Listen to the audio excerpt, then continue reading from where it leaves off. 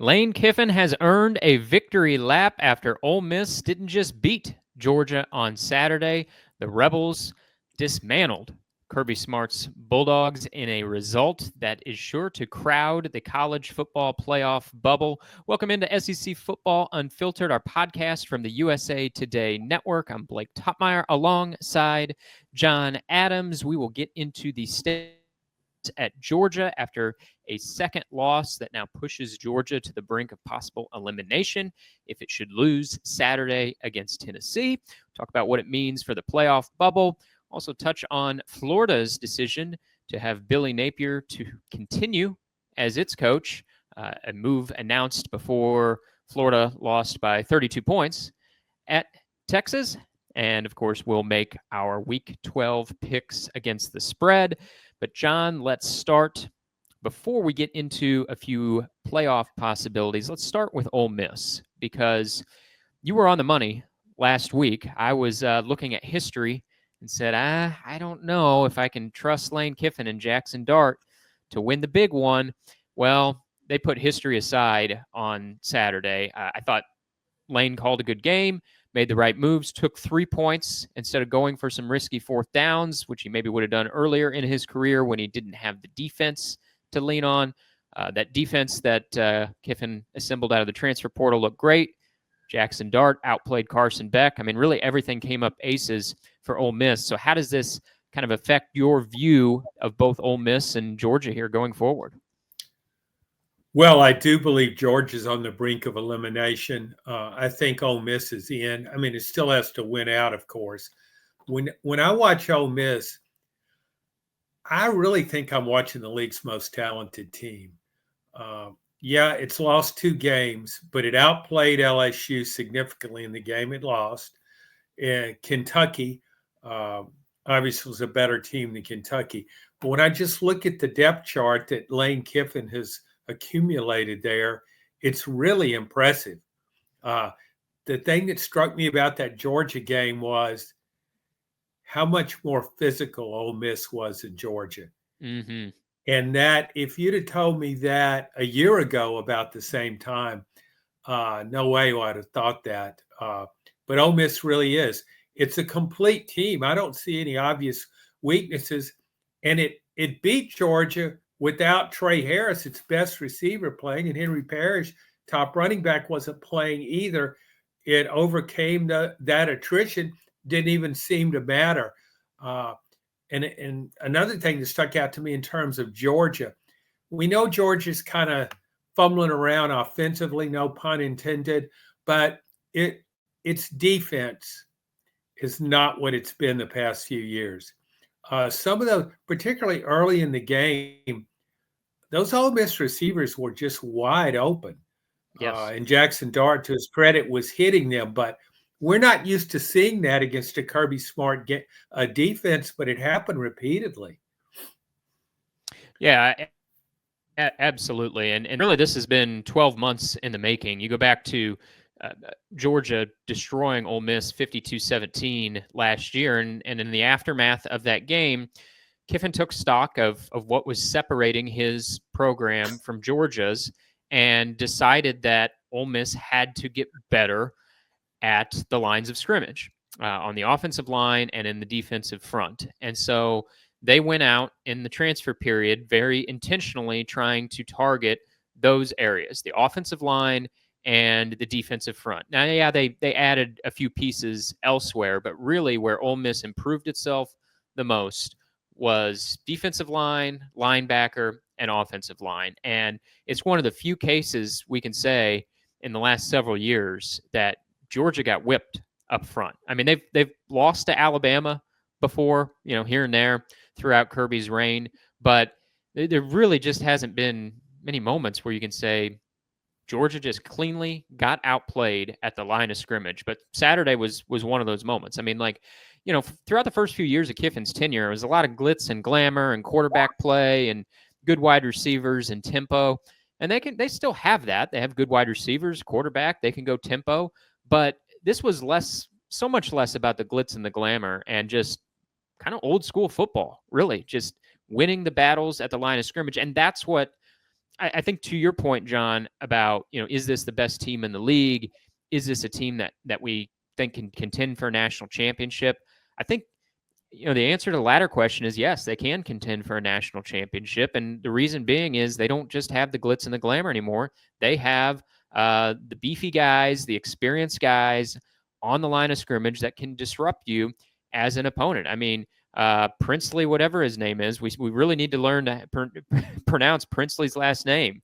John, the transfer from Florida, was just wreaking havoc in Saturday's game against Georgia. Like, again, just the transfer additions have remade this team at the line of scrimmage. And you said before the season, John, that Ole Miss was on the right side of the cut of teams that could reach the national championship game, and it didn't look that way in September. But I think when you go so heavily in the portal, like a program like Ole Miss has, it can maybe take a while for everything to gel together throughout the course of the season. Now, you can't lose so many times you get eliminated, but Ole Miss hung around, and now they're starting to gel at the right time here. Yeah, I give Lane Kiffin a lot of credit for what he did for refortifying that defense. He realized that had to be done.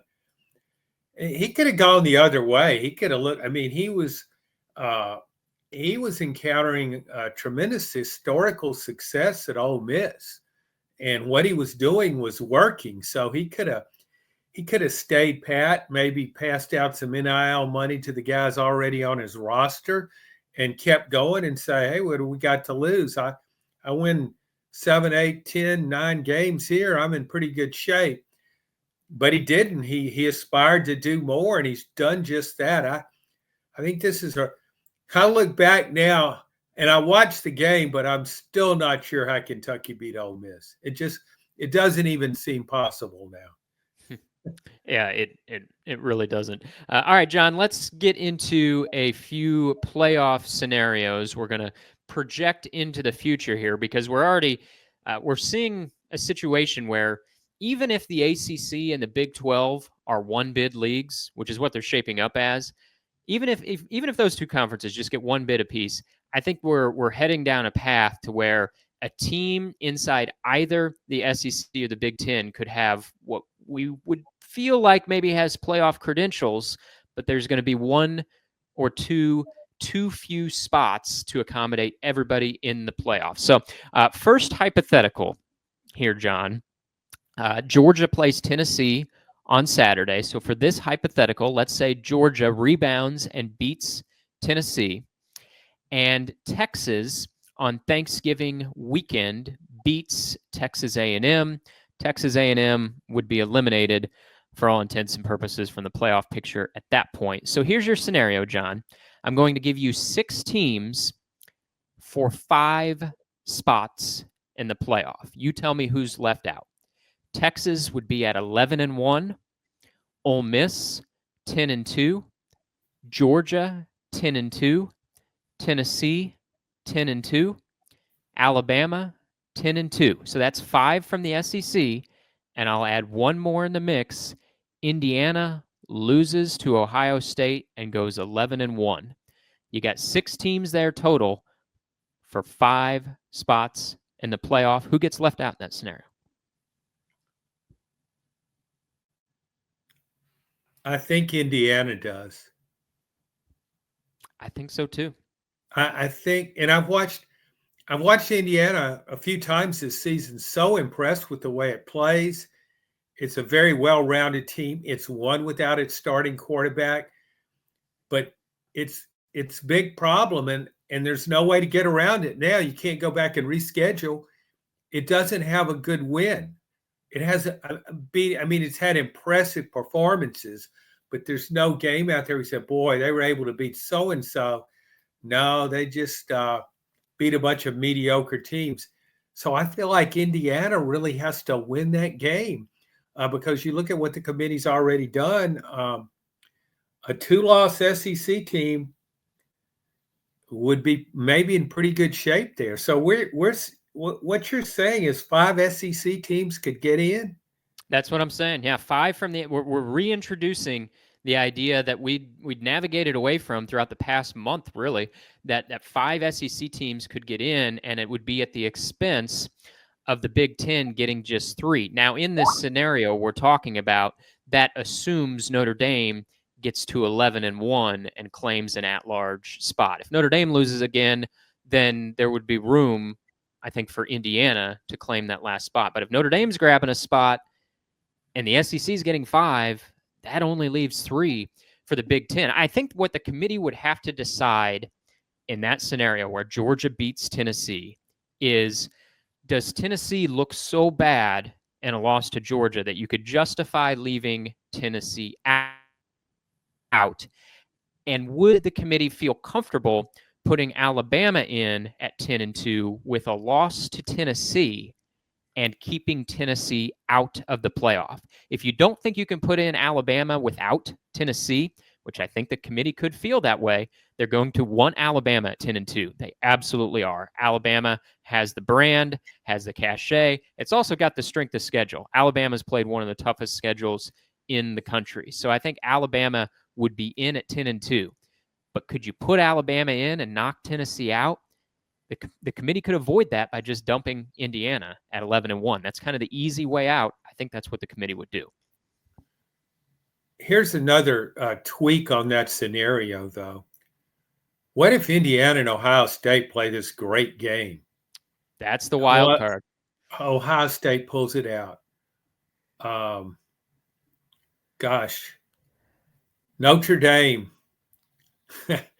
Talk about a brand. But to me, Indiana, you could justify putting Indiana in over Notre Dame.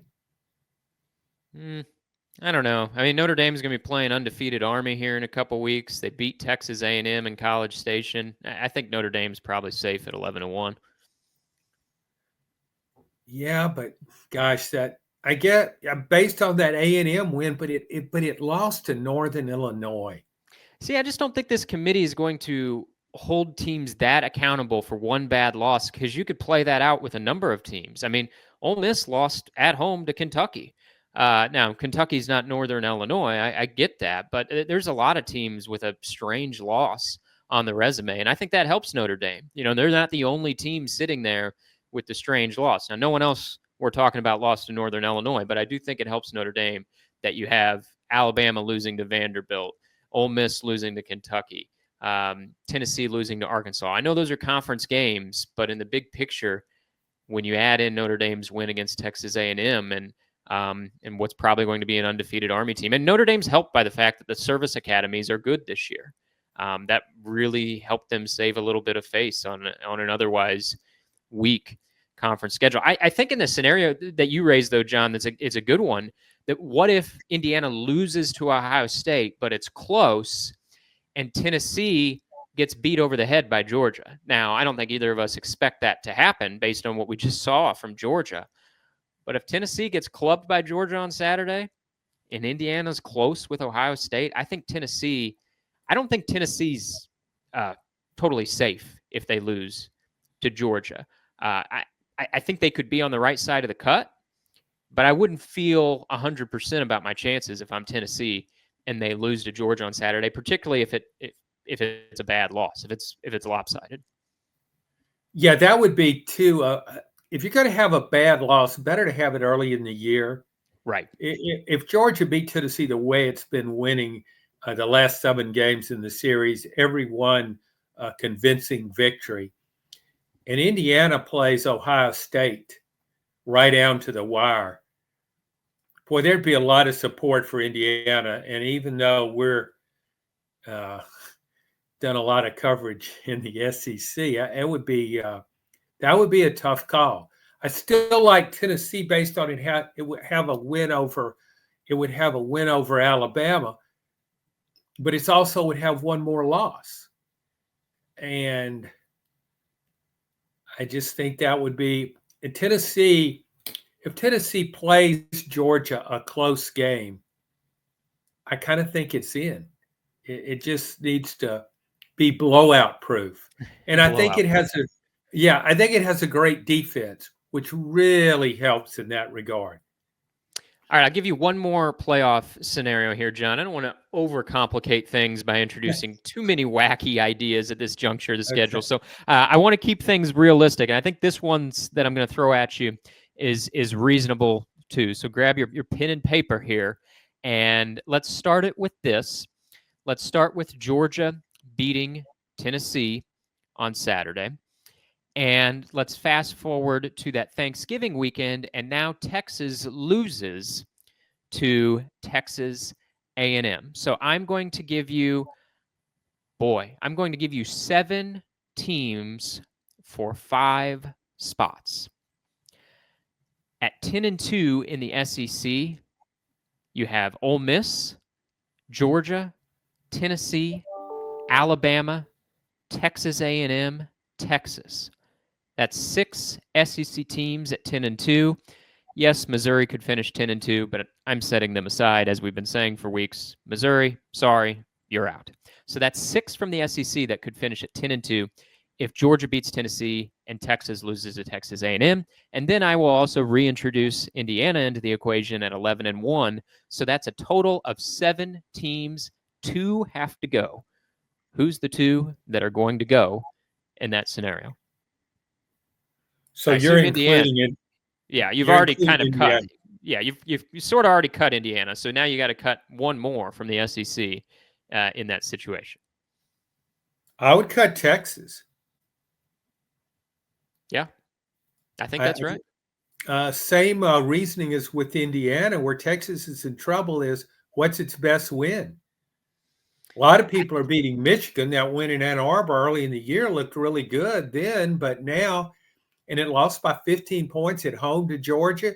So what happens when it goes up against a really good team? It loses to Georgia. Then again, if it loses to Texas A&M, looking at that schedule, it's got its best win would be at Vanderbilt, John. At that point, your best victory at Vanderbilt, and this is one of those things. Like, it's real easy in early November to do these playoff rankings based on eye test. You know, you can justify your rankings with whatever you want. Oh, the quarterback looks good. Oh, they've won a bunch of games by lopsided margins. But when it comes down to selection day and you have to cut somebody out, then I think you take a closer look at those resumes. What's the strength of schedule? Who have you played? Who have you beaten?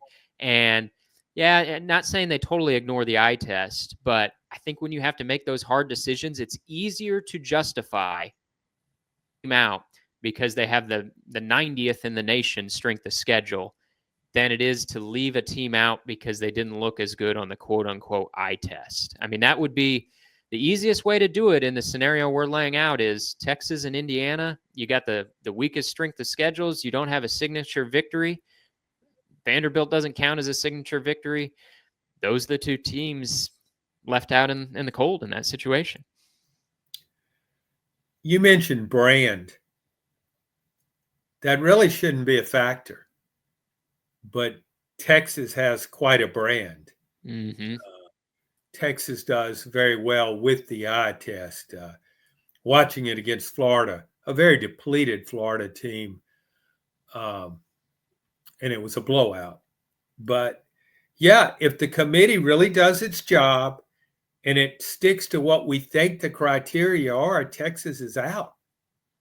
Yeah, I think Texas needs to beat Texas A&M. Now, in that scenario, Texas, as long as Texas beats A&M, they're going to the SEC championship game at 11-1. If Texas gets to 11-1, they're going to Atlanta.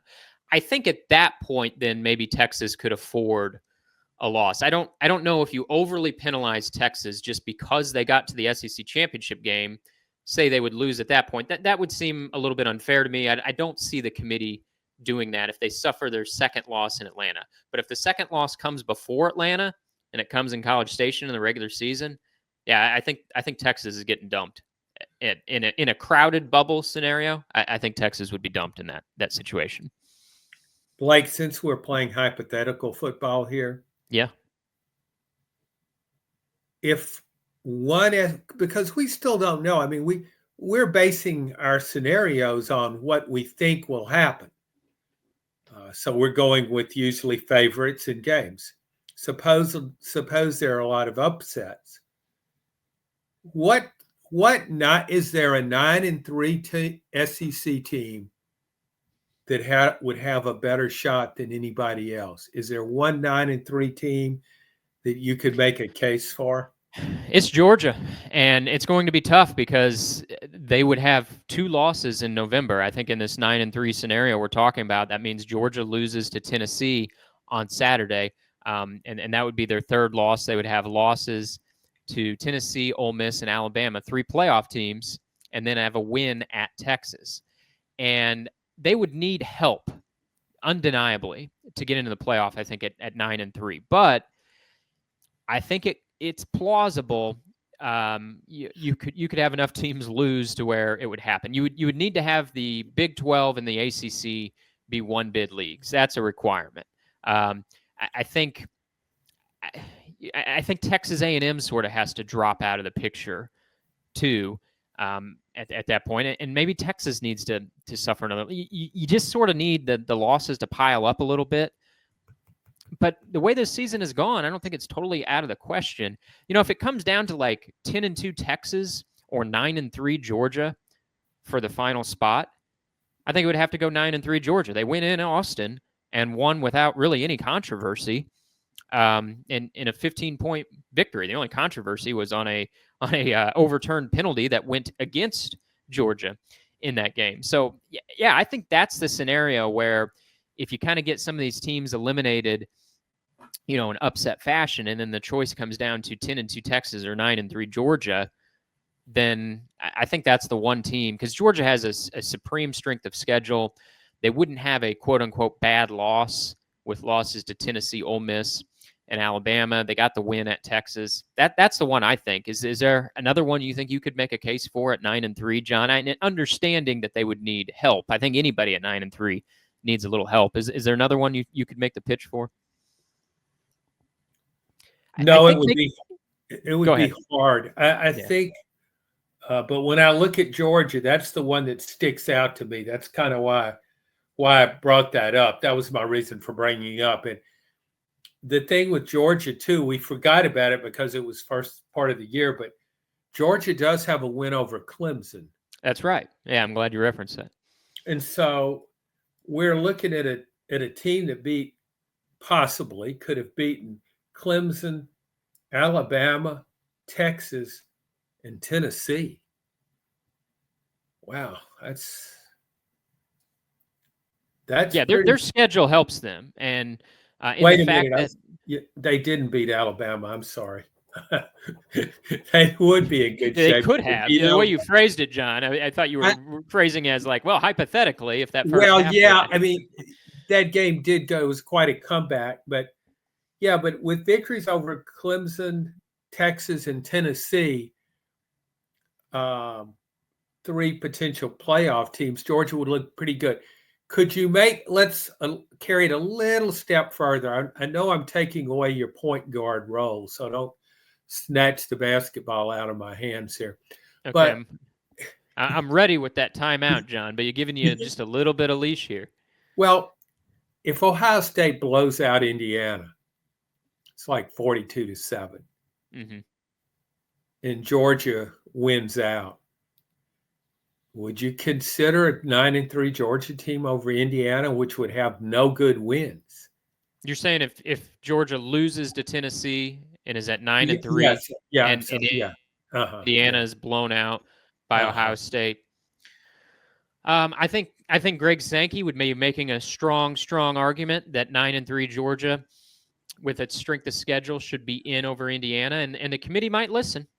They might listen. It would have to be pretty ugly, I think, in Columbus, but I wouldn't totally rule it out. No, Georgia loses in a close one to Tennessee. It's got wins against Texas and Clemson. It's got 3 losses to playoff teams. Indiana hasn't beaten any playoff teams. Gets blown out by Ohio State. Yeah, I think Greg Sankey's grabbing the big bird suit and saying one of these things isn't like the other. And Georgia actually played somebody. I don't know if it'll work, but that's a scenario where I think it's plausible. I think the score would have to be lopsided against Indiana for that to be the case, but could happen. is that if you did that, would a factor being in it where the committee members are thinking, go inside their head, are they thinking the SEC and Big Ten have kind of been raised above everybody else, even though you've got two other conferences in that Power Four. It would look like, well, it's too SEC centric. It would be like saying, yeah, Indiana's had a pretty good year, but it's in the Big Ten. It's almost like you would be putting the Big Ten in the same class with the ACC and the Big 12 and say, yeah, they're pretty good, but it's not the SEC. And I do think you could make a case for that. I don't know how they would go, but it would create a lot of controversy if that happened. Yeah, and interestingly, the CFP selection committee chair this year is Ward Manuel, the athletic director at Michigan. So you have a Big Ten athletic director in the scenario, but he saw Indiana up close and personal this past weekend. Michigan lost by 5 points to Indiana on Saturday. So yeah, there would be plenty of drama in that scenario. But let's take a closer look at Georgia, John, because on the one hand, give Ole Miss all the flowers, all the pats on the back. They deserve them all, and they dominated Saturday. On the other hand, what the heck is wrong with Georgia? I mean, this is a team that a month ago we were like, okay, they're right in the national championship mix after they destroyed Texas, and now they can't hang on to the ball. Their offensive line is a banged up mess. I mean, Carson Beck has 14 turnovers in his last 6 games. He's grinning ear to ear in the closing minutes on Saturday while he's had 2 turnovers and Georgia's down by 2 scores. And they just don't seem like the same team that they were in Austin. But I'm wondering if the Austin game was the exception and not the rule. Like, was that a mirage? And the real Georgia team is the one that struggled in the first half against Florida, the one that got whipped by Ole Miss, the one that got whipped throughout the first half by Alabama. And so I ask you that, and I also ask you this. Kirby Smart said Monday, absolutely not, when asked if he's considering a quarterback change. That was the quote, absolutely not. He doubled down on Carson Beck. So we know he's not making a change, but is he making a mistake by sticking with Carson Beck? Well, he knows his personnel better than I do. So that tells me he just doesn't really think that much of Gunnar Stockton, because Carson Beck is playing very poorly. Yeah, he was better Saturday than he was against Florida. He was awful in that win over Florida. But a quarterback who's thrown 12 interceptions in his last 6 games, who doesn't seem to protect the ball that well when he's hit, who doesn't have playmakers around him and can't seem to adjust to that fact very well, that troubles me. I really think Kirby Smart should have given Gunnar Stockton a chance earlier. Not necessarily like, oh, I'm unseating Carson Beck, but just giving Gunnar Stockton some playing time to see what he can do. He's athletic. He certainly would add a running threat. That Carson Beck is okay as a runner, but he's not going to take off around right in and burn you for 20 yards. So, yeah, I just, if this were another quarterback who maybe had won championship games, maybe I would be inclined to say, he's my guy. There's no way I'm taking this guy out. If he'd done what Stetson Bennett had done, if he'd led my team down the field in the last 2 minutes to win a playoff game, I'd say, no, he's my guy. He's proved he can do it.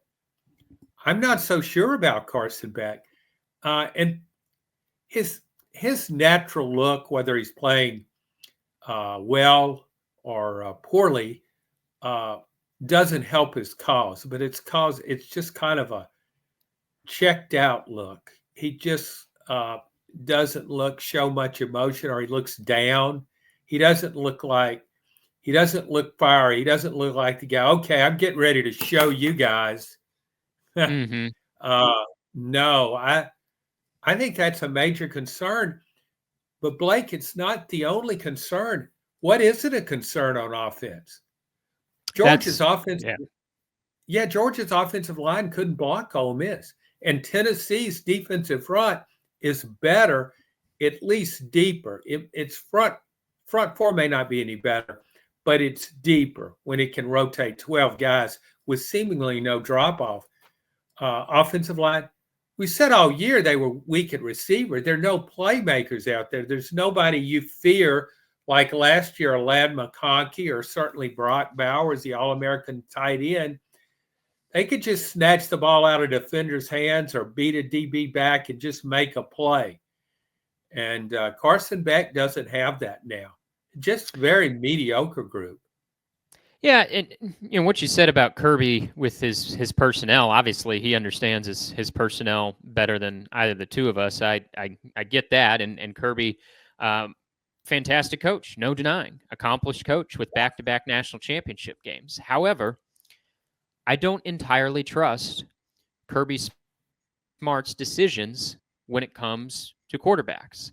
I'm not going to give this like blanket assumption that he's playing the best guy. I will say he knows his personnel, but that doesn't mean he's necessarily made the right decision in that he's playing the best guy. I go back to, the 2018 season when he stuck with Jake Fromm while he had Justin Fields on the bench. Make the argument that he had the better quarterback sitting on the bench throughout that 2018 season. Then you go to 2021. Kirby had his best quarterback, Stetson Bennett, sitting on the bench.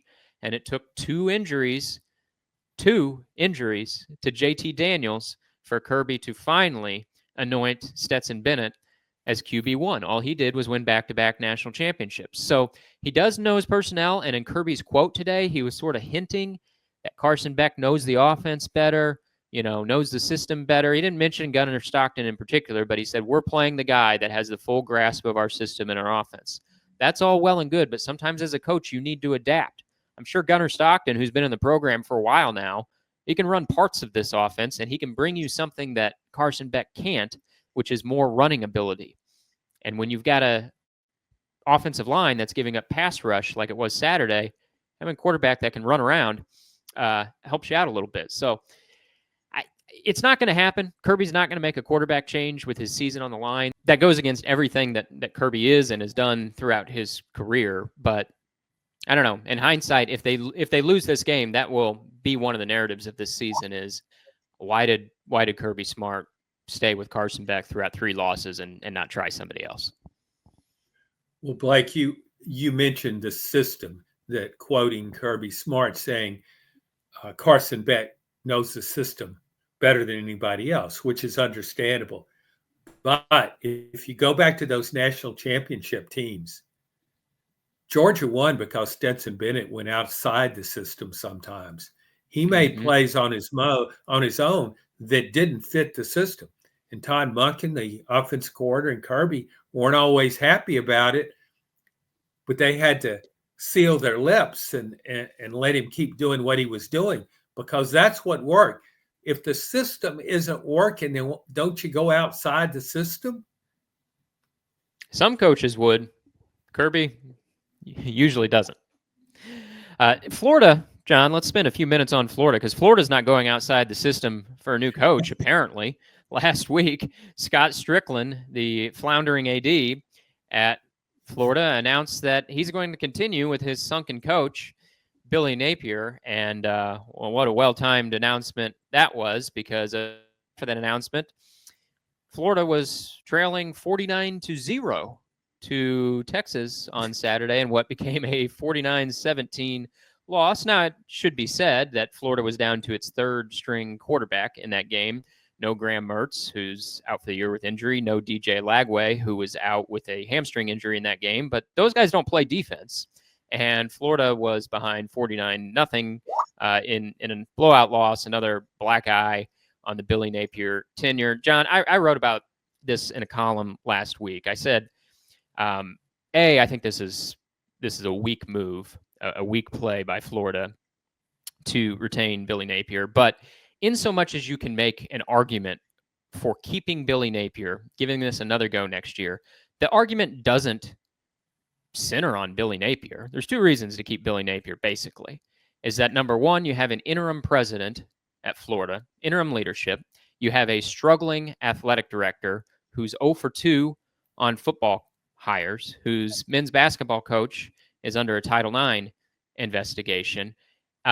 So are you going to have your interim president fire the football coach and have an AD who's 0 for 2 on football hires lead the search? So that's number one reason to keep Billy is you wait until the new president gets there, takes stock of the entire operation, decides whether the new president wants to keep AD Scott Strickland or get rid of Scott Strickland and hire a new AD who can then fire Billy Napier when this inevitably goes south again next season. So that's reason number one to keep him. Reason number two to keep Billy Napier is he's a tad pricey to fire. His buyout would be over $26 million. You add in his coaching staff, and you're starting to see dollar signs pretty quickly there. So there are a couple arguments for keeping Billy, but none of that has anything to do with any sort of momentum in this program. There's none of that. Recruiting's not going well, and I just don't see how this ends in anything other than a Billy Napier firing about 11 months from now.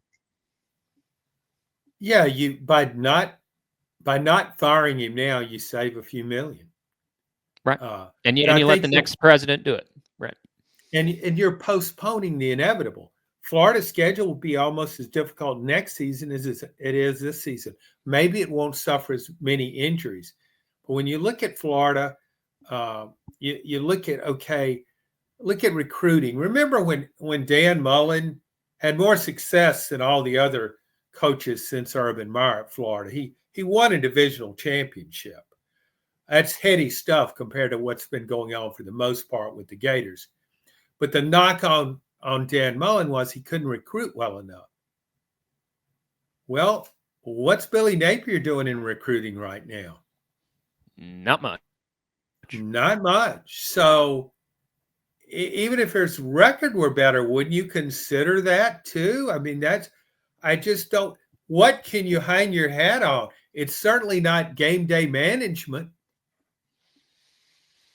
No, there's nothing to hang your hat on unless you think that DJ Lagway will play for one coach and one coach only, and that coach's name is Billy Napier.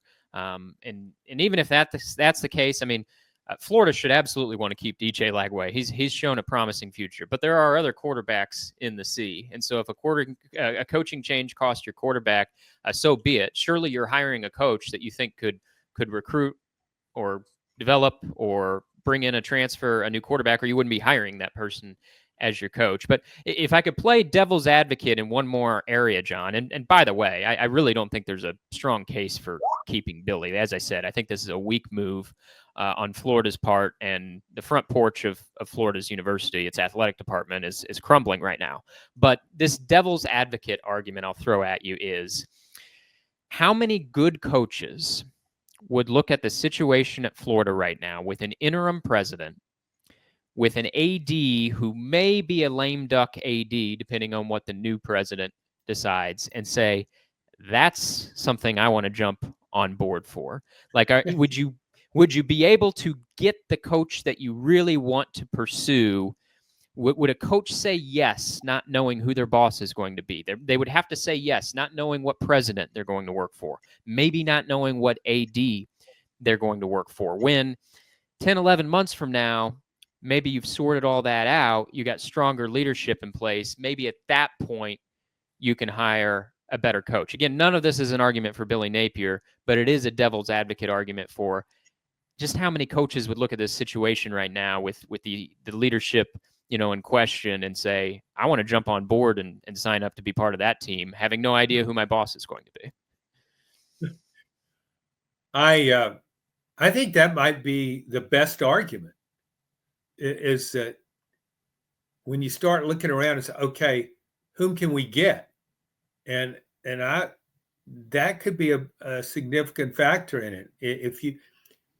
If you don't think you can get the right guy, then what's the point of making the move? You may struggle through another year, but if Lane Kiffin's not interested, if Kurt Signetti in Indiana's not interested, where do you go? I would assume they would have a list of candidates. But if you don't think you can get a good coach, that could be a factor.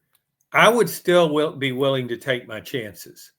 Mm-hmm. And I It's would, like we've made Billy Napier an interim coach on this podcast, John. Even though Florida says, "Oh, we're keeping him," we're kind of operating under the idea of like, yeah, that's fine. You're the interim coach for the next 11 months until the new yeah, president's installed, maybe a new AD's installed, and then at that point, the interim title is removed and replaced with former. You're now the former coach of the Gators, and the coaching search begins. he's certainly a well-paid temp. I will say that for him. Yeah, yes, he is, and he'll remain well paid into buyout utopia when that day eventually arrives. All right, John, let's get to our Week 12 picks against the spread. A little bit of a lighter schedule this week with some SEC teams playing their cupcake games. First, a review of the records. We each went 3-3 last week, so that puts me at 34-29, puts you at 33-30. So it's been a few weeks now. You've trailed me by just one game, John. Is this the week you move even or ahead? Let's start with Texas, a 16.5-point favorite at Arkansas. Let you go first on this one. Okay, we're reviving an old rivalry there. They in the Southwest Conference, that used to be the game of the year way back when. You weren't alive at the time. I was in my prime. Uh, well, that might be an overstatement. I'm still looking for that prime time. No, I would go with Arkansas. I just think playing in Fayetteville, I just don't see it covering that many points. As good as I think Texas can be when it's right, Arkansas is going to fight really hard in that game. It's going to give it its everything it's got. Bobby Petrino will be at his best. Arkansas has weaknesses Texas can exploit, certainly in pass coverage, but I still like Arkansas to cover. Yeah, point well taken about the rivalry game. And we saw when these teams met in Fayetteville a few years ago, before Texas was in the SEC, Arkansas won, and it was just this euphoric moment for the entire state. I mean, there's folks in Arkansas that consider Texas rival number one. Now, people in Texas would consider Arkansas among a list of rivals, but I think this game, at least to the fans, to the people of the state, I think it means more on average to people in Arkansas than what it means to Texas, because Texas has the Oklahoma game. They're now going to have the Texas A&M game. That Texas has other rivals, and so does Arkansas. But I really think this is a big game for the folks in that state. Having said all that, the last two times we saw Arkansas go up against an opponent with a pulse, I'm removing Mississippi State from that equation, a flatlined opponent that Arkansas trounced a couple weeks ago. The last two opponents they faced with a pulse, LSU blew them out, and Ole Miss blew them out. And so I'm going to take Texas to blow out Arkansas, despite all the rivalry storylines there, and I will give the 16.5 points. All right, John, a game I was at, we haven't touched on yet. Alabama destroyed LSU on Saturday. Really left no hope in the idea that LSU is a playoff team. LSU kind of masqueraded as a playoff team at times this year, but their weaknesses caught up with them. They just don't have good enough personnel on defense. Brian Kelly really has to address that. It's paramount for him to address that this offseason. Kelly's a little bit lukewarm on the transfer portal, and he's got a number 4 ranked recruiting class coming in. I get it. That's the way he wants to build his program, but he needs a few, I think, high caliber veterans to help give a jolt to that defense in the offseason. That was a beatdown and exposed weaknesses that LSU's had all season. Now LSU a 4.5-point favorite at Florida as we record this. DJ Lagway, questionable, but seems maybe a little bit optimistic that he could be back Saturday. I can't do it with Florida, John. I've moved on past the Gators week after week after week. I was taking Florida in the points. I can't do it this time. I will give the 4.5 points, And despite the weaknesses of LSU, I will take LSU. And that's with acknowledging, John, that every time LSU has faced a running quarterback, which we know Lagway can do, their defense has been tied into knots. But with Lagway coming back off a hamstring injury, even if he plays, I wonder just how much running he will do as they try to protect him for the future. So I'll give the points and take LSU. Those hamstring injuries can really take a long time to heal, and they can flare up again. So, yeah, that's the best reason to take LSU. In doing so, I have no confidence in the pick. I agree with you. I take LSU and give the points, but LSU might just quit now. That's a good question. We haven't seen that from Brian Kelly's past teams. We haven't seen that quit, but this is a different team, different guys. You know, every year's different. They're out of the playoff mix for all intents and purposes now. So what happens?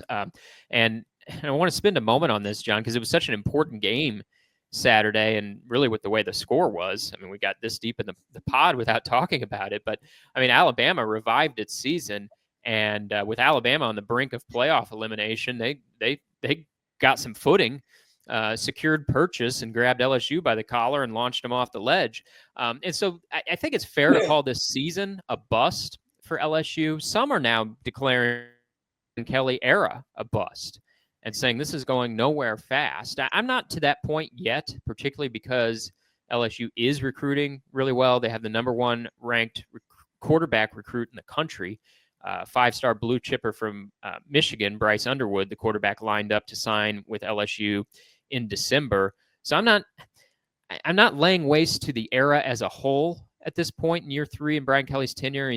He won 20 games throughout his first 2 seasons, but I'm curious what you were thinking, because it does seem like the Brian Kelly tenure is at an undeniable crossroads. I'm not ready to declare it a failure yet, but this will, I think, kind of be remembered as a fork in the road moment. Which direction do you see it heading? Yeah, I mean, I'm not ready to kick Brian Kelly to the curb. Excuse me, but the defense has gotten better, but it hasn't gotten that much better, and it certainly wasn't better against Alabama. The way LSU looked on defense against Alabama, the way it looked in the second half against Texas A&M was just awful. So I could see why LSU fans would have a lot of questions about the direction this program's headed in. I mean, Brian Kelly may end up 11-3 with a bowl win. He's had 2 back-to-back 10-win seasons. But when he went to LSU from Notre Dame, I mean, it was all about championships, and we aren't seeing that. Yeah, and I don't know. I think the answer, part of it is personnel, John, and I don't think that's a good excuse for a coach in year 3. But when I look at that LSU defense in particular, I just don't see the type of game wreckers that we remember from the Les Miles and Nick Saban eras that were populating the LSU defense. I mean, you think about, defensive linemen that would just destroy opposing offensive lines. You think about LSU being DBU. Those days, they're not here anymore. That's not the LSU defense that we've seen the past 2 years. And, Brian Kelly made a coordinator change after last season. He brought in Blake Baker, who'd done good things with Missouri's defense. And I think that, it was met with a lot of fanfare. It gave LSU fans optimism that, okay, maybe it was just a coordinator issue. And at times this year, LSU's defense has looked a little bit better, but it's really when they were playing the more infirm opponents on their schedule. Like the LSU defense looked at its best when they were playing UCLA, South Alabama, and Arkansas. When they've gone up against some of the better opponents on their schedule, maybe they're not allowing quite as much as last season, but they're not really markedly improved either. I mean, they gave up 33 points to South Carolina. They got trounced by Alabama. So and I just go back to, they need better personnel in that program. The guys from the DU days, the guys from the Saban, Les Miles days of wreaking havoc at the line of scrimmage, there's not enough of those guys in that program. I looked at the defense Saturday and I thought, how many of these guys are we going to be thinking about when it comes time to fill out all SEC ballots? Not too many of them. A couple edge rushers, and that's about it. Yeah, when you look at, we go back to LSU's last national championship, with that super team back in 2019. Nobody was talking about the coaching. It was about the accumulation of talent. They had future NFL stars all over that offense and some really good players on defense too.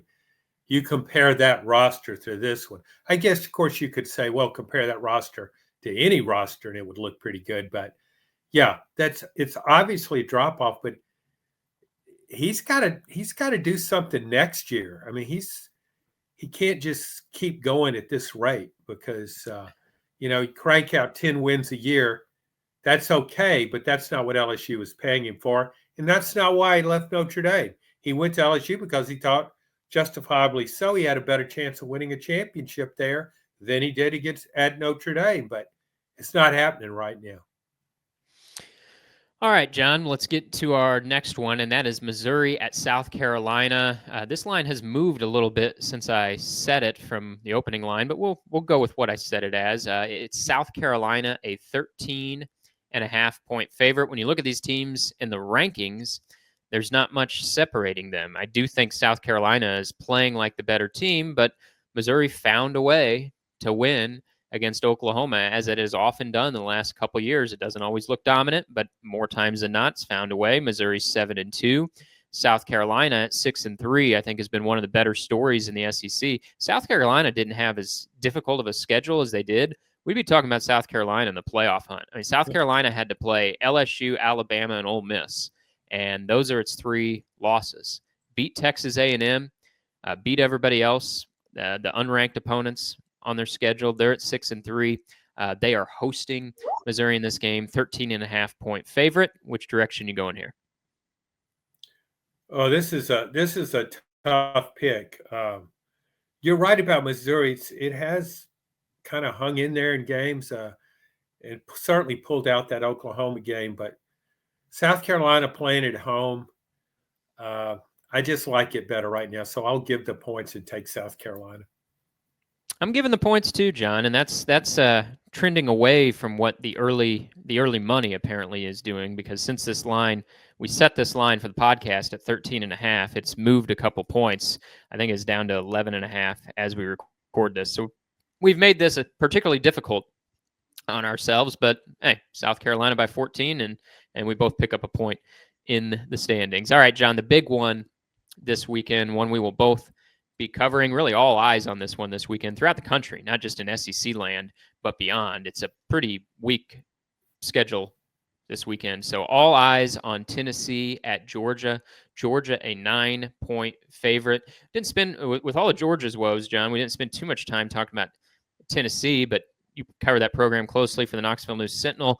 Quarterback Nico Iamaleava exited with injury in the win against Mississippi State. Of course, Tennessee didn't really need him in the second half of that game. Josh Heupel on Monday provided a relatively encouraging outlook, I think, of the idea of Nico playing on Saturday. So how do you handicap this one? And are you surprised at all that Georgia is at a 9-point favorite? Do you think that maybe raises some question marks as to whether Nico really will play on Saturday?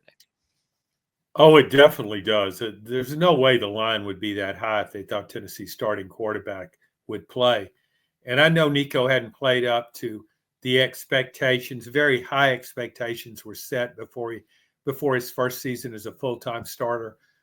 But gosh, he's probably playing just as well as he's playing better than Carson Beck right now. So I think the bookies must believe Nico won't play. And that's the only way I can figure that line, because I think he will play. And so I'm certainly taking the points. We have fun with these devil's advocate argument, John. So I'm going to give you one more here before I make my pick. Could you make the case that in terms of the college football playoff, Tennessee would be better off and would minimize its risk by declaring Nico out with injury in this game and playing backup quarterback Gaston Moore? And my logic with that is this. If Tennessee gets beat and beat decisively with Nico starting against Georgia, I think Tennessee could find itself on the wrong side of the bubble. If Tennessee gets beat with its backup quarterback, the committee thinks, well, I wonder what Tennessee would have looked like with Nico in there, and how much do we want to penalize them for a road loss while having to play their backup quarterback? I'm just kicking around this idea that if Nico's at all kind of questionable with some sort of injury, do you just say, nope, he's out. We're playing our backup. And by the way, don't forget, selection committee, we played our backup in this game, so wink, wink, it doesn't really count. Yeah, one more thing. Hey, we're playing our backup. He's a walk-on. Yeah, that's possible. I could see that, but I think if Nico doesn't play, Tennessee might have a hard time keeping it close. Maybe it So you're can. worried about the blowout. Yeah, maybe it can, because then you start putting everything together, and at this point, Blake, you're going to be looking for reasons to eliminate teams, and you can look at Tennessee and say, well, its offense wasn't that great anyway.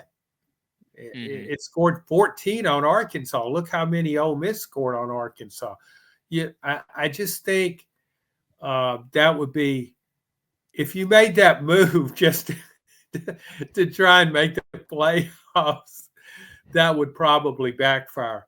I really believe Nico's going to play though. So, and no coach with any level of competitive streak would actually do what I'm suggesting. I completely understand that, but I think in some twisted sense, yeah, if you can keep it close with your backup, then you're putting the message out to your committee like, well, we lost, but we didn't have our starter, so you can't knock us out. Let's enhance that scenario. Let's take out, I don't know, our entire starting offense. just play with your they're twos. hurt. Yeah, they're hurt. And I think at that point you may be penalized for a little unsportsmanlike action there. You might take it a step too far. No, you can say, yeah, we got blown out, but we're playing all backups. What do you expect? Well, I like you, don't think Josh Heupel's going to take the strategy I'm suggesting. And I look at it this way when I look at this spread, John.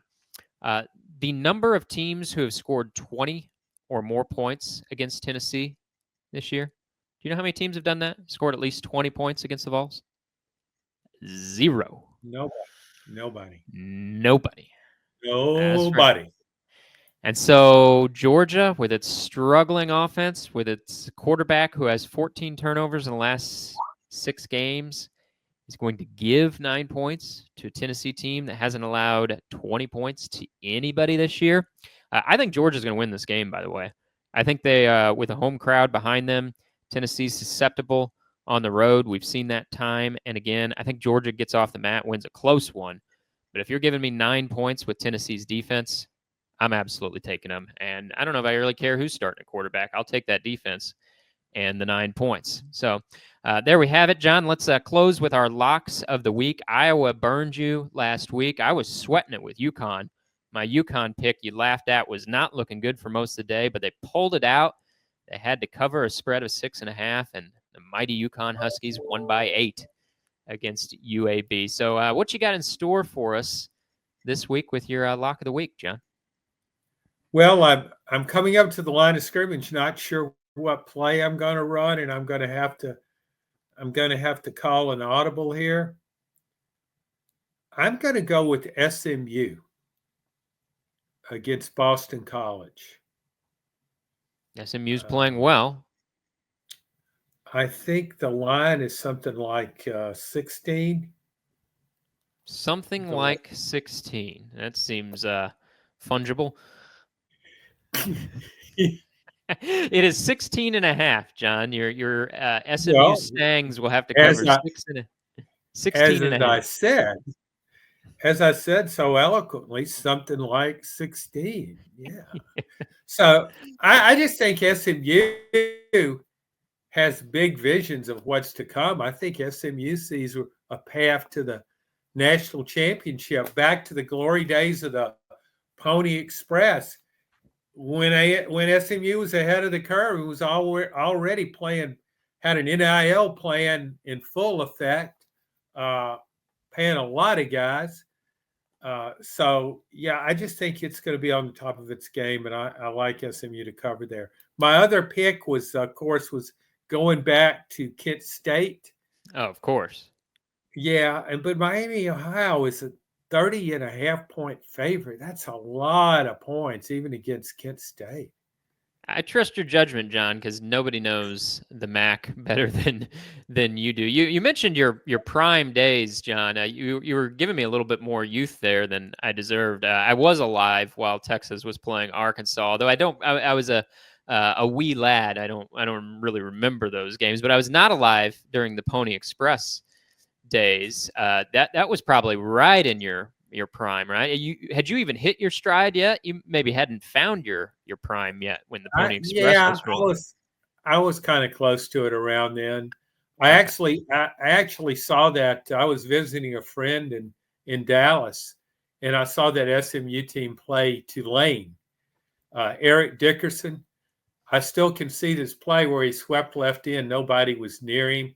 And just as he was, if you remember, he was a really big back, 6'3", 220. Just as he was going into the end zone, untouched, he sees a defender in the end zone and picks up steam and just crushes the guy in the end zone to finish off the play. That was a really good team to watch, and they weren't ever worried about holding down the score. Weren't worried about holding down the payroll either. All right, I'll tell you what I'm not worried about, John, for my lock of the week. I'm not worried about Utah's 5-game losing streak. Utah took BYU to the brink on Saturday. BYU finds a way, even if they require a penalty on the opponent by 4th down to do it. BYU won on a last-minute field goal. But I am taking Utah and the 10 points on the road at Colorado this week. Utah's season has been a mess. Now, like I said, they've lost 5 straight. They're 4-5 overall. They were down to their 3rd-string quarterback last week against BYU. But here's what I like about BYU or about Utah: they still don't give up many points. They master the art of losing in these one-score games. They master the art of losing by scores like 22-21 or 13-7 or 17-14. So I'm going to take those 10 points at Colorado, John. And Colorado is a team that, you believe this? Coach Prime and his Buffaloes have a chance, a realistic chance, to get to the Big 12 championship game, where if they win, Coach Prime is in the playoff. You think television executives would think of that? Big news for the TV industry. That will increase the audience significantly, having Coach Prime in a playoff game. Yeah, and I watched that Utah BYU game, and it looked like Utah had that game. And the AD at Utah thought it did have the game, and still thinks it had the game. Yeah, and the AD at Utah has a $40,000 fine. I'm not picking Utah to win. I just need them to lose by 9 points, and I'll be winning my lock of the week. We'll see how we did next week, and we'll catch up with you then. Thanks for listening to this edition of SEC Football Unfiltered.